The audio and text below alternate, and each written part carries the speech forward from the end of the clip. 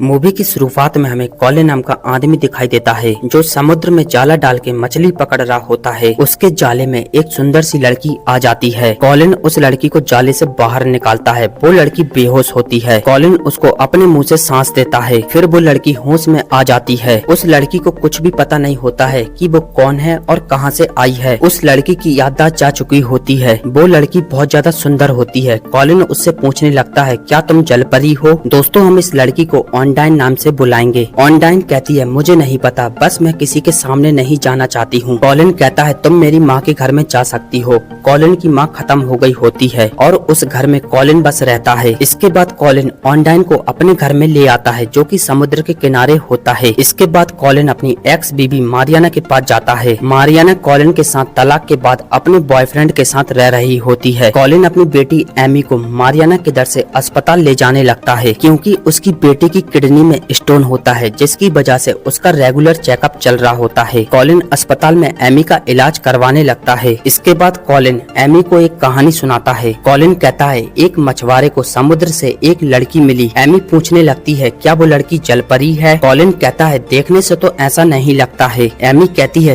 तो वो सिकलिंग होगी। सिकलिंग भी जलपरी जैसे होती हैं और वो अपनी स्किन को कहीं पे गड़ा देती हैं और जमीन पे 7 साल तक रह सकती हैं। कॉलिन एमी से कहता है, तुम्हें कैसे पता? एमी कहती है, मैंने स्कूल की बुक में पढ़ा था। इसके बाद कॉलिन अपनी बेटी को लेके मारियाना के घर पे आ जाता है। मारियाना कॉलिन के ऊपर गुस्सा होने लगती है कि आखिर इतनी देर क्यों हो गई। मारियाना कॉलिन के ऊपर चिल्लाने लगती है, मगर कॉलिन उसके ऊपर ध्यान नहीं देता है क्योंकि उसका ये रोज का काम होता है। इसके बाद कॉलिन अपने घर पे आ जाता है और फिर वो वहाँ पे ऑनडाइन को देखता है और फिर ऑनडाइन से कहने लगता है, मुझे तो सपने में लग रहा था कि तुम मुझे मिली हो, मगर तुम तो सच में हो। इसके बाद कॉलिन मछली पकड़ने जाने लगता है। ऑनडाइन कहती है, मैं भी तुम्हारे साथ चलूंगी। कॉलिन कहता है, मछली पकड़ने में लड़कियों का बैड लक होता है और मैं तुम्हें ले जाऊं तो शायद मुझे एक मछली भी न मिले। मगर फिर कॉलिन ऑनडाइन को लेके जाने लगता है। कॉलिन समुद्र में जाला डाल देता है। ऑनडाइन नाव पे खड़ी खड़ी गाना गाने लगती है। ऑनडाइन के गाना गाने की वजह से कॉलिन के जाले में बहुत सारी मछली आ जाती है, जितनी की उसने आज तक नहीं पकड़ी होती है। कॉलिन फिर उन सभी मछली को लेके मार्केट जाने लगता है और कॉलिन इस बार मार्केट में बहुत ज्यादा माल लाया होता है, जिसकी वजह से उसको बहुत ज्यादा मुनाफा हो जाता है। कॉलिन फिर ऑनडाइन के लिए कपड़े लेने लगता है, मगर उसको अंडरवियर लेने में शर्म आती है और फिर वो अंडरवियर को चुरा लेता है। कॉलिन फिर अपनी बेटी एमी को स्कूल से पिक करने लगता है। एमी कॉलिन से अस्पताल वाली स्टोरी कंटिन्यू करने के लिए कहती है। कॉलिन कहता है, मैं तुम्हें इस चीज के बारे में बाद में बताऊंगा। इसके बाद कॉलिन अपने घर पे आ जाता है और वो ऑनडाइन को कपड़े भी दे देता है। हम देखते हैं एमी घर नहीं गई होती है और वो छुपके से ऑनडाइन और कॉलिन को देख रही होती है। इसके बाद एमी को अपने पिताजी की कहानी पे विश्वास हो जाता है और फिर वो पानी में रहने वाली सिकलिंग के बारे में और भी जानकारी इकट्ठी करने लगती है। एक दिन एमी कॉलिन के घर पे चली जाती है और फिर वो पानी में नहाते ऑनडाइन को देख लेती है। एमी ऑनडाइन से कहने लगती है, मुझे पता है तुम सिकलिंग हो और तुमने अपनी स्किन कहाँ पे गड़ा दी है, तुम 7 साल तक जमीन पे रहोगी। इसके बाद एमी ऑनडाइन की उंगलियों को देखने लगती है। ऑनडाइन एमी की बातों पर ध्यान नहीं देती है और वहाँ से जाने लगती है। इसके बाद एमी जब घर लौट रही होती है, कुछ लड़के लड़कियाँ एमी को परेशान करने लगते हैं और उसको पानी में धकेल देते हैं। इसके बाद एमी अपने घर पे आ जाती है, जहाँ पे उसको अपनी माँ का बॉयफ्रेंड मिलता है,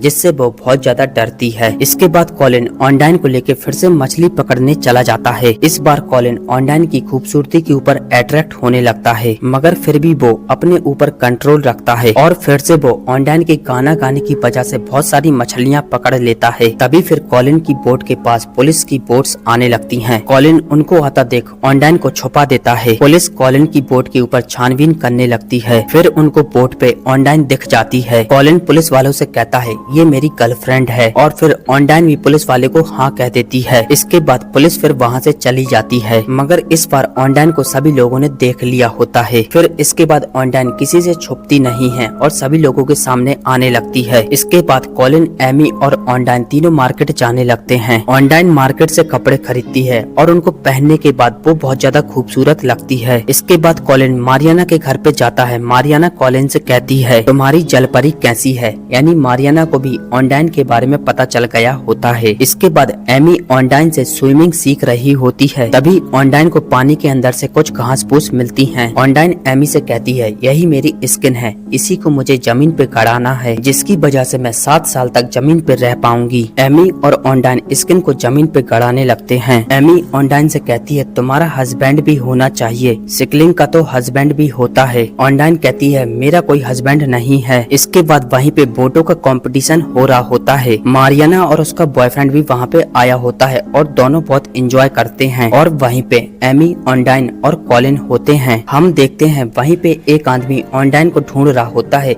जो कि उसका हस्बैंड होता है। इसके बाद एमी ऑनडाइन की हकीकत जानने के लिए पानी में कूद जाती है और फिर ऑनडाइन भी पानी में कूद जाती है और एमी को बचा लेती है। इसके बाद कॉलिन एमी को लेके मारियाना के घर पे चला जाता है और मारियाना से कहता है, एमी बतख का पीछा कर रही थी, जिसकी वजह से वो पानी में गिर गई। इसके बाद कॉलिन अपने घर पे आ जाता है और वो ऑनडाइन के साथ इंटीमेट हो जाता है, क्योंकि ऑनडाइन ने एमी की जान बचाई होती है। इसके बाद ऑनडाइन का हस्बैंड कॉलिन से ऑनडाइन के बारे में पूछने लगता है, मगर कॉलिन उसकी बातों पर ध्यान नहीं देता है, क्योंकि वो जल्दी में होता है और वहाँ से चला जाता है। इसके बाद कॉलिन एमी का इलाज करवा रहा होता है। इसके बाद एमी कॉलिन से बताती है, ऑनडाइन पानी में रहने वाली एक सिकलिंग है। इसके बाद कॉलिन के घर पे जब कॉलिन नहीं रहता है, ऑनडाइन का हस्बैंड आता है। ऑनडाइन उसको आता देख लेती है और छुप जाती है, फिर वो वहाँ से चला जाता है। इसके बाद कॉलिन अपने घर पे आता है और वो ऑनडाइन को पत्थरों के बीच में छुपा देखता है। ऑनडाइन फिर कॉलिन से बताती है, मेरा एक हस्बैंड है जो कि मुझे बहुत परेशान करता था और वो मेरे पीछे लगा हुआ है और मैं उससे बचना चाहती हूँ। इसके बाद हम देखते हैं मारियाना का बॉयफ्रेंड और एमी क्लब में गए होते हैं और मारियाना का बॉयफ्रेंड ने बहुत ज्यादा दारू पी ली होती है। जिसके बाद वो लोग घर लौट रहे होते हैं और उनकी गाड़ी का एक्सीडेंट हो जाता है। मारियाना के बॉयफ्रेंड की स्पॉट पे मौत हो जाती है। मारियाना और एमी बच जाते हैं। कॉलिन फिर